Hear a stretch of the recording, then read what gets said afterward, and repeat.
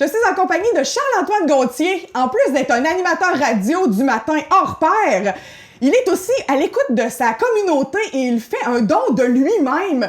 On va parler de don de sang avec Charles-Antoine. Bonjour Charles-Antoine! Salut Émilie! Ça va bien? Ben oui, ça va bien toi aussi. Oui. Fait que toi Charles-Antoine, t'as décidé dans ta vie que c'était important pour toi de faire des dons de sang. Écoute, j'avais pas encore 18 ans. Ben j'avais hâte d'avoir 18 ans quand j'étais mineur pour aller faire un don de sang. Je savais pas c'était quoi, mais je savais que ça existait puis je savais que ça prenait 18 ans. OK. Fait que j'avais hâte d'avoir 18 ans pour aller faire un don de sang. Fait que tu comprendras que quand j'ai eu 18 ans, j'ai fait mon premier don de sang. OK. Et préparé le roulement de tambour. Non, en fait, c'est le poudoum-pch à la fin. OK. J'ai eu la piqûre. Oh! Et ça, c'est de la blague à la Guy Mongrain. Wow! Fait que oui, je trouve ça super intéressant de faire un don, de comprendre un peu aussi l'organigramme de qui peut donner à qui peut recevoir de qui dans le don de sang. Puis je sais pas exactement combien j'en ai fait. Je suis autour de 5. C'est-tu 4? C'est-tu 6? C'est autour de ça dans mon fait que là, t'es en train de me dire que le premier, ça marque, mais après ça... ça devient banal, là. Ben, je le sais pas. C'est juste parce que je le compte pas puis je l'archive pas. Okay. À 1 puis à 3. Parce que à 1, il donne une petite épinglette quand c'est ton premier don, quand tu viens sur place. Puis à 3 dons, il redonne une petite épinglette. 3e don effectué. Wow! Le 5, peut-être. Je l'ai-tu reçu? Peut-être. Puis je m'en souviens pas. OK. Fait que là, toi, dans le fond, est-ce que c'est parce que dans ta famille, il y a quelqu'un qui a eu besoin de ça à un moment donné puis ça t'a conscientisé ou t'as vu ça à la télé ou... Pas nécessairement. C'est vraiment juste dans... En bio, en secondaire 2, Ouais, dans les cours de sciences avec, c'est ça, le petit organigramme, puis de pouvoir donner du sang, puis de dire, ben il y a toujours quelqu'un qui a besoin de sang. Oui. Puis moi, ça va peut-être être le mien qui... Ben, ça va être le mien qui va servir éventuellement, tu sais. Ben oui. J'ai des stats d'ailleurs là-dessus. Je suis allée fouiller sur le site d'Emma Québec. Puis, selon le bilan 2019-2020, il y a eu 254 193 dons de sang en 2019-2020. Selon les statistiques, aux 80 secondes, il y a quelqu'un qui a besoin de sang au Québec. C'est incroyable. quand même beaucoup, hein? Oui. Suite à une chirurgie, un accident. Fait que c'est beaucoup, là, tu sais. 1 minute et demie quasiment. Un petit peu moins qu'1 minute et demie, il y a quelqu'un qui a besoin de sang. Complètement.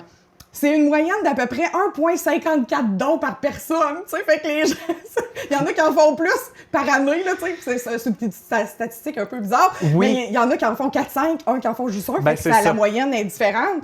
Puis, on peut donner pas juste du sang, hein? J'avais remarqué ça, je savais pas, moi je me disais on donne du sang, mais on peut donner du sang, du plasma, des cellules souches, et maintenant du lait maternel qui est géré par Emma Québec. Ça, j'en ai... Non, c'est pas...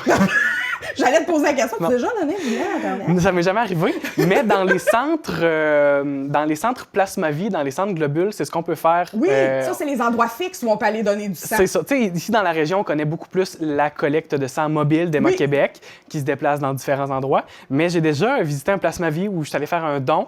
Puis, c'est possible de faire à ces endroits-là. L'équipement est différent. Je suis pas certain. Je pense que parfois, dans les collectes mobiles, ils apportent l'équipement spécifique pour faire un don spécifique qui n'est pas un don de sang complet. Puis la fois où j'avais voulu y aller, j'avais voulu donner, je pense, simplement du plasma, ce qui est le liquide du sang. Puis par la suite, un coup que tu as donné ton plasma, il te réinjecte tes globules rouges, tes globules blancs et tes plaquettes. Fait que c'est un peu spécial. La machine, c'est full techno.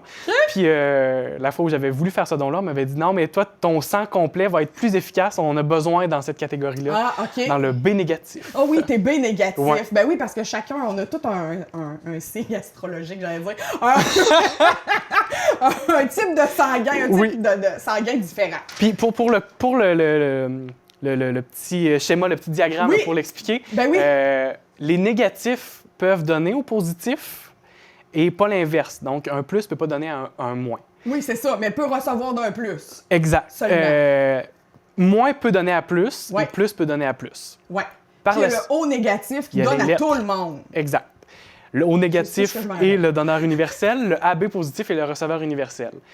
Si on le voit en genre de pyramide, le O est au sommet de la pyramide, donne à A et à B, et A et B peuvent donner à AB. Fait que là, il y a ces deux paramètres-là, la lettre puis le résus négatif ou positif. Je me souviens bien de mes cours de sciences. Ben vraiment, t'as dû avoir une bonne note. J'avais des bonnes notes en sciences. Petit étudiant studieux. Est-ce que tu peux m'expliquer un peu comment ça fonctionne? comme quand on arrive là-bas, tu sais, moi, ça m'angoisse au bout de donner du sang. J'ai l'impression qu'ils vont vider mon corps de mon sang et que je vais mourir. Je suis jamais allée donner du sang, là, puis je suis bien inquiète. Ben, je pourrais pas te dire la quantité exacte de sang qui est donnée lors d'un don. C'est affiché sur le site d'Héma-Québec, mais je le connais pas par cœur. C'est variable de ce que j'ai trouvé. Bon.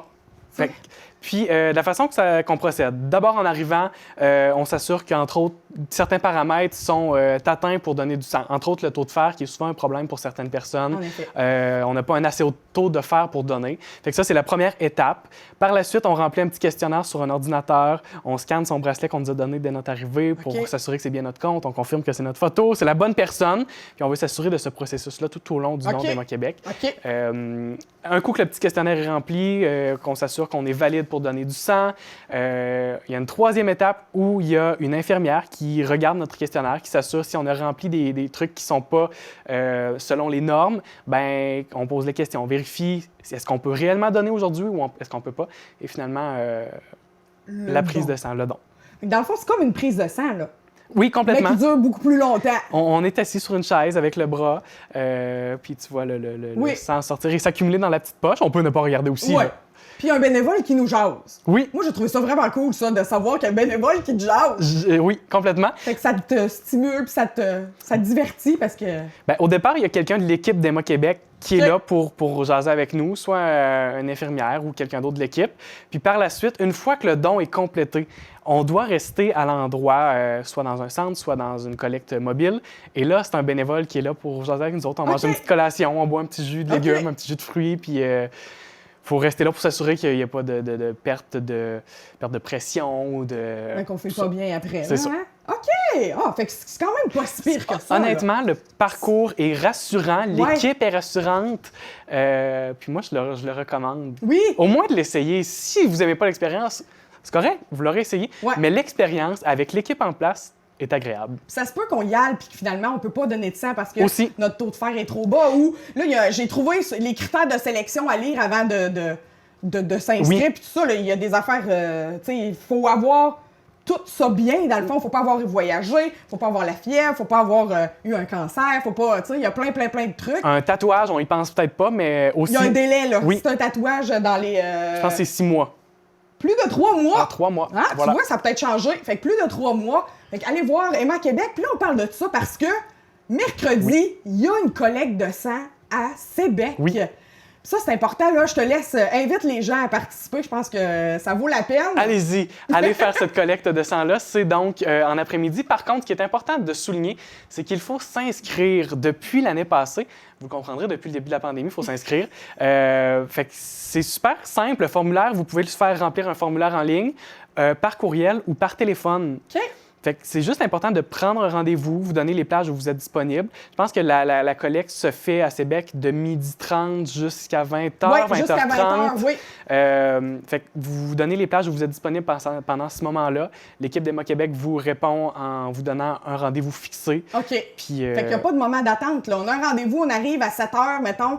Et à 7h30, c'est fini. Là. C'est vraiment l'avantage. Je ne pourrais pas dire la durée exacte, mais c'est beaucoup moins long que de façon générale dans les collectes mobiles, surtout ici dans la région. On est capable d'attendre jusqu'à 1 heure. C'est possible que le parcours complet dure 1 heure avant de pouvoir repartir. OK. Parce que si tout le monde arrive en même temps, heure de pointe, mais ça n'arrive pas avec la prise de rendez-vous. OK. Fait que je vais rappeler, si vous voulez prendre rendez-vous, au 1-800-343-7264.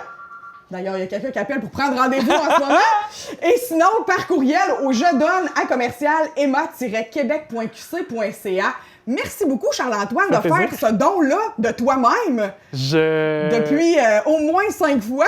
à peu près, autour de 5 fois. Et qui sait, peut-être que vous me verrez dans une collecte de sang près de chez vous. On s'inscrit ensemble la prochaine fois. Oh, c'est un défi, j'accepte. OK, parfait.